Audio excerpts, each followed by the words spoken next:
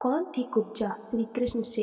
क्या था इनका रिश्ता? श्री कृष्ण का नाम इतना मनमोहक है कि इसके जुबां पर आते ही इंसान अपने समस्त प्रकार के दुख दर्द भूलकर इनकी लुभावनी सूरत में खो जाता है। अगर हिंदू धर्म के ग्रंथों की बात करते हैं तो इनमें इनके स्वरूप का किया वर्णन उपरोक्त लिखी बात का बहुत अच्छे से प्रमाण देती है। यही कारण है बचपन से ही श्री कृष्ण सबके प्रिय थे। गोकुल गोपियों से लेकर वहां की वृद्ध स्त्रियों के लिए श्री कृष्ण बहुत खास थे। कायदा से देखा जाए तो श्री कृष्ण की एक माँ थी देवकी तो दूसरी यशोदा, परंतु गोकुल में अन्य रहने वाली वृद्ध महिलाएं भी इन्हें पुत्र की तरह स्नेह करती थी। इतना ही नहीं, श्री कृष्ण अपने जीवन काल में जहाँ जहाँ रहे उन्होंने सबसे प्रेम व स्नेह पाया।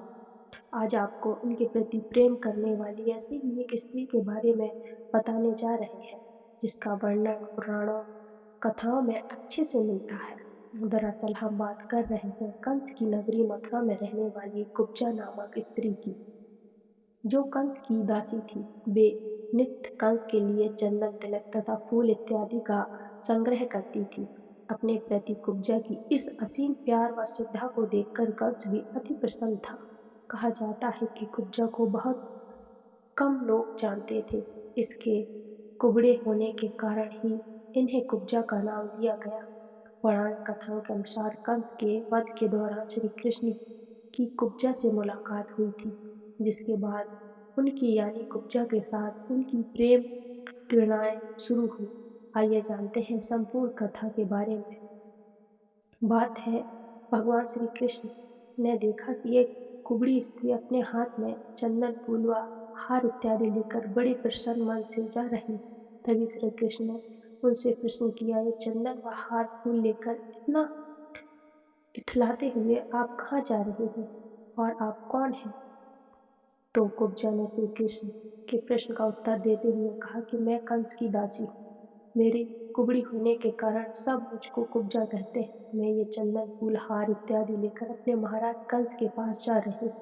मैं नियमित रूप से ऐसा करती हूँ और इन्हें ये सारी सामग्री प्रदान करती हूँ, जिससे वे अपना श्रृंगार आदि करते हैं। ये सुनते ही श्री कृष्ण ने कुब्जा से आग्रह करने लगे कि आप ये चंदन मुझे लगा दीजिए और ये फूल हार हमें चढ़ा दो, जिसके लिए कुब्जा ने साफ इनकार कर दिया। हुआ कहा कि नहीं, ये तो केवल मेरे महाराज कंस के लिए है, मैं इन्हें किसी और को अर्पित नहीं कर सकती। कथाओं में किए वर्णन के अनुसार जो लोग आसपास खड़े होकर एक चित्त होकर ये संवाद देख सुन रहे थे, वे सब मन ही मन सोच रहे थे कि ये कुब्जा कितनी जाहिल गवार है। साक्षात भगवान उसके सामने खड़े हैं और वे उनके आग्रह को ठुकरा रहे हैं। वहां मौजूद सभी लोग कुब्जा के बारे में सोच रहे थे कि वे कितना भाग्यशाली अवसर अपने हाथ से गंवा रही।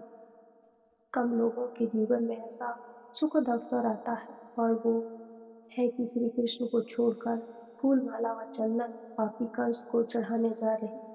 लेकिन अब उसमें कुब्जा का भी क्या दोष? वह तो वही कर रही थी जो उसके मन में छुपी वृत्ति उससे करा रही थी।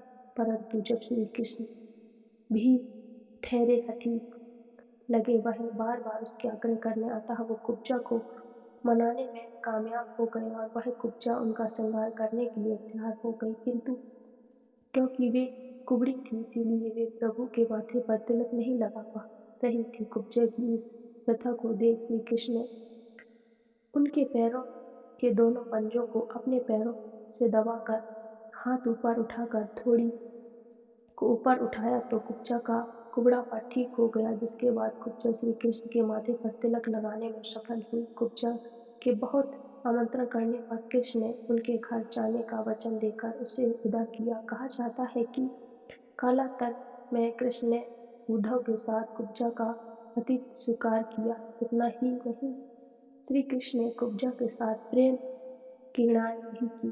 कुब्जा ने श्री कृष्ण से ये बार भी मांगा कि वे चिरकाल तक उनके साथ वैसे ही प्रेम क्रीड़ा करते रहे। राधे राधे।